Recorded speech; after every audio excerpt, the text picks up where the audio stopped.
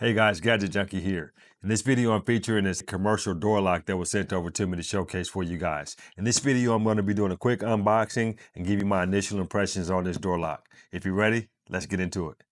All right, guys, so as you can see, it's got nicely designed black and yellow box there, 3 hours fire rating. When you open this up, you're going to find an assembly guide there. This gives you some dimensions for your hole patterns and all of the components of the lock set. Further inside, you're going to get your lock with your latch and your strike plate and your keys in there. So let's start taking this stuff out. Here's a closer look at your latch here. As again, you can see the fire rating is 3 hours there. It's got plastic on the front there for protection to make sure there's not scratched when you install it. It's got 2 keys. Your strike plate's also protected to make sure there's not scratched when you install it. But again, that's satin finished.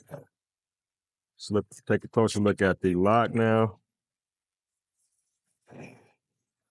Now, my initial impressions on this, guys, this here is hefty. You can tell this is not made for residential use. This is very hefty.